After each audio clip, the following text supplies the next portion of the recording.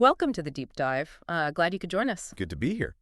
So we're kicking off today's conversation, which is brought to you by Pankaj Shrestha and his team, and well, that includes both of us. Mm. Pankaj is, really driven by this passion for helping people, organizations too, find sort of clarity, structure, figure out where they're headed. Yeah, especially when things feel a bit uncertain, turning that uncertainty into, well, opportunity. Exactly. He's got a real knack for making complex things feel actionable. Absolutely. And that Oh. really underpins what we try to do. Right. And speaking of actionable, today we're going to really dig into the ideas around atomic habits, how you can actually use these principles for some meaningful change in your life. It's a fascinating topic. It really is. The core idea, and James Clear lays this out so well, is just how powerful those tiny, consistent habits can be. They can lead to some really remarkable results over time. It's that whole 1% better every day philosophy. Yeah, Isn't it? exactly that. Thinking about just improving that little bit day in, day out. And what's really wild is how that 1% compounds. I mean, it doesn't sound like much each day, right? No, barely noticeable. But if you actually keep that up consistently for a year, the math shows you could be something like, 37 times better? 37 times. It's kind of staggering when you think about it like that. It really shows how those small, regular actions build up. Massively. It does. But it works the other way, too, unfortunately. Yeah, the downside. That 1% worse each day. Can take you almost down to zero over a year. It really highlights the weight of those small daily choices, good or bad. It really does. Now, something from Atomic Habits that really stuck with me is this idea about bad habits. It's not usually about lacking willpower, is it? No, not fundamentally. More often, it's about having a flawed process or system. Right. It shifts the focus, doesn't it? Away from just blaming yourself, thinking, oh, I'm not motivated enough. Exactly. It points towards the frameworks we have in place. Yeah. Or maybe the ones we don't have in place. So it suggests that if we fix how the system, maybe the change becomes, I don't know, easier, Yeah. more sustainable. That's the idea. Focusing on the process makes lasting change feel much more within reach. Okay. And to help us really unpack this and think about, how we can actually use these ideas day to day, I'm really glad to have our expert here with us. Happy to dive in. Just a quick point before we go further. This deep dive, it's really a summary, okay? It's not a replacement for reading James Clear's book, Atomic Habits. Oh, absolutely not. The book is incredibly rich. Yeah, if anything we talk about today sparks your interest, we really, really encourage you to grab a copy and read it. Get the full picture. It's genuinely a game changer for a lot of people. Definitely. Think of this as maybe an introduction, getting you familiar with some core ideas. Good way to put it. So let's jump into one of those core ideas. Focusing on systems over goals. This is huge. It really is a fundamental shift. We all have goals, right? I want to lose weight. I want to write a book. I want to learn Spanish. Sure, goals give you direction. They tell you where you want to end up. But Clear argues, pretty convincingly, I think, that while goals set the direction, it's the systems, our habits, our routines that actually drive the progress. They're the engine. Yeah, I love that distinction. Goals are the destination. Systems are the roadmap, the daily steps you take to get there. Mm-hmm. And that famous quote sums it up perfectly.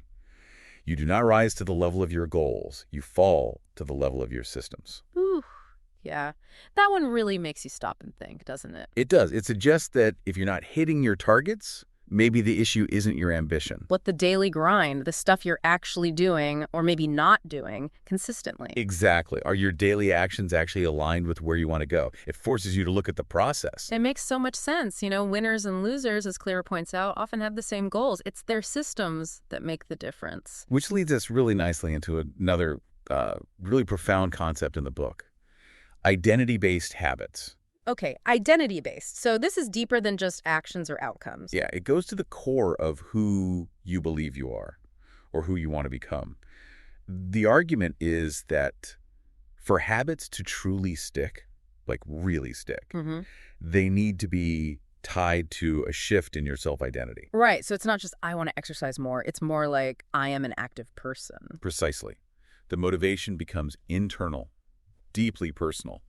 Your habits then become ways to sort of prove that identity to yourself. Like casting votes. Yeah. Clear talks about that, right? Every action is a vote for the type of person you want to be. Exactly. So if you, say, spend 15 minutes learning guitar every day, you're not just learning chords. You're casting votes for being a musician. You got it. And the more votes you cast through those consistent actions, the more that identity solidifies in your own mind. The habits start to feel natural, just part of who you are. So your identity actually grows out of your habits, not the other way around. You don't wait to feel like a runner before you start running. That's the key insight, I think.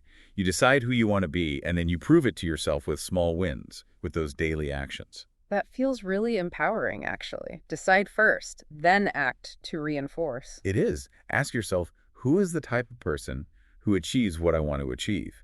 Then start taking small steps to embody that. Okay, so how do we actually build these habits? Atomic Habits gives us that framework, the 4 laws of behavior change, super practical. Yeah, very clear, very actionable. Let's break them down. First law, make it obvious. This is all about the cue, right? Right. Starts with awareness. You can't change what you don't notice. So one useful tool is the habit scorecard. Where you just list out everything you do routinely. Good, bad, neutral. Exactly. Just bringing them into the light, making yourself conscious of them. And once you're aware, you want to make the cues for the good habits really visible, really obvious. And that's where strategies like implementation intentions come in handy. Ah, the I will behavior at time and location formula. Yes, that specificity is crucial. Clear points out that often we think we lack motivation, but actually we just lack clarity. We haven't decided when and where we'll act. Makes sense. Removes the ambiguity. Makes it easier to just do it. It does. And then there's habit stacking. That's another great one. Make it obvious. Oh yeah, linking a new habit to one you already do. After current habit, I will new habit. It's like creating a little chain reaction. You use the momentum of an existing habit to trigger the new one. Like after I brush my teeth, I will meditate for 1 minute. Perfect example. Your current habits become anchors for the new ones. It smooths the transition. And still under this first law, make it obvious, there's the whole idea of designing your environment. This is huge too. Oh, definitely. What you see around you powerfully shapes your choices.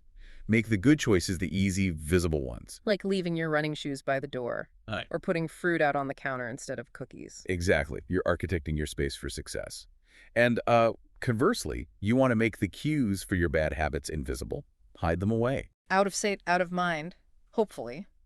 Reduce the temptation. Fewer cues mean less willpower needed to resist if the junk food isn't right there. You're less likely to grab it on impulse. Got it. Okay, law number 2, make it attractive. Right. This taps into how our brains work, specifically with dopamine. We repeat behaviors that feel good, that are rewarding. So we need to make the good habits appealing, more desirable. Yes.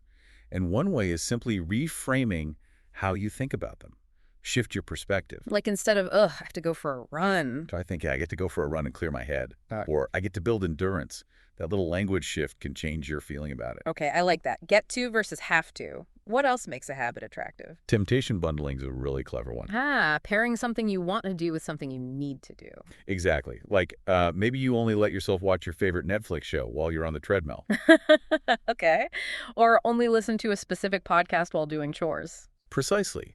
You use the reward of the enjoyable thing to pull you through the habit you're building.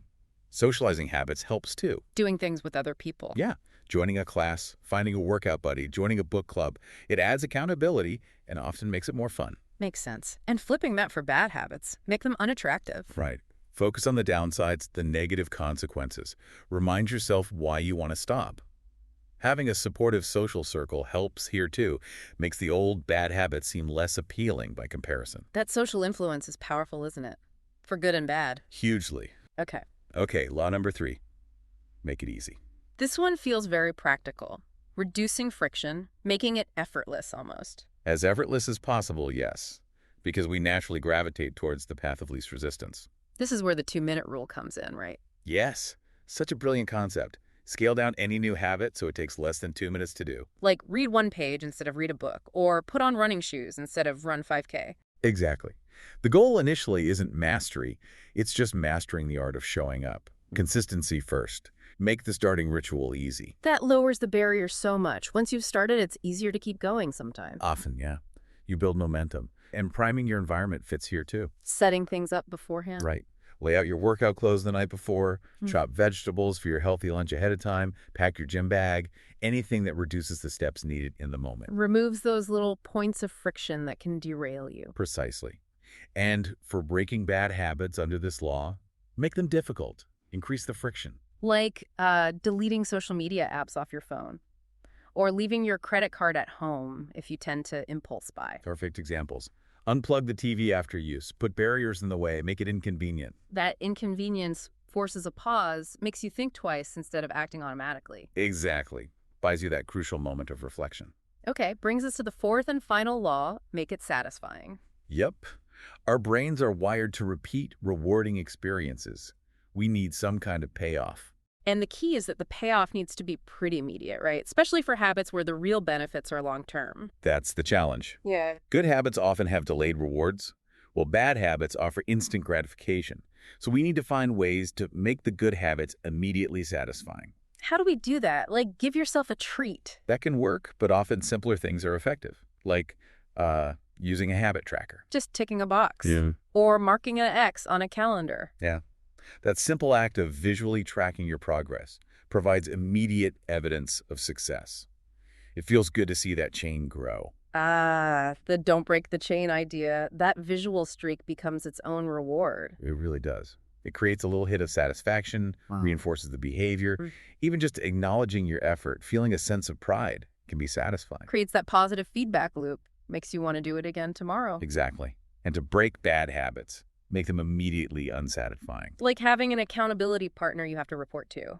Or maybe a swear jar equivalent for breaking a rule. Yeah, introducing some kind of immediate cost or consequence can help counteract the usual immediate reward of the bad habit. Okay, so those are the 4 laws. Make it obvious, attractive, easy, and satisfying. And you invert them for bad habits. Invisible, unattractive, difficult, unsatisfying. That's the core framework. Pretty elegant, really. It is. And, people actually use these ideas in really simple, effective ways. I was looking at some examples people shared online, like on Reddit. Oh, yeah. Like what? Well, someone talked about increasing their daily walk duration by just 1 minute each day. Super small, easy progression. Making it easy, making it satisfying with slow progress. Yeah. Another person set a timer for just 5 minutes every day to put things away, started small, reduced friction, eventually became habitually neat. That's the 2-minute rule in action, basically. Just start. Yeah. Or someone mentioned leaving their workout clothes out the night before, making it obvious, making it easy. Classic environment design. Yeah. Reduces that morning decision fatigue. Exactly. Someone else put a book on the ottoman where they usually put their laptop as a visual cue, making reading obvious, and maybe laptop use less obvious. Simple swap. Big potential impact. Making the cue visible. And one more, taking vitamins to their existing breakfast habit stacking. Perfect example of linking a new habit to an established routine. Makes it almost automatic. It's cool to see how people apply these seemingly small tweaks. It really is. And, these principles aren't just for personal habits. They connect really well to business process improvement, too. Ah, interesting connection. How so? Well, think about BPI. It's all about making small, continuous adjustments to improve organizational performance. Right. Yeah. Efficiency, quality, reducing waste. Exactly. Methodologies like Lean, which focuses on reducing waste, or Six Sigma, aiming to eliminate defects, they thrive on that mindset of incremental improvement. So like atomic improvements for the organization. Kind of, yeah. Applying an atomic habits mindset, making desired processes obvious, attractive, easy, satisfying for employees can really enhance those formal methodologies like BPR or BPM.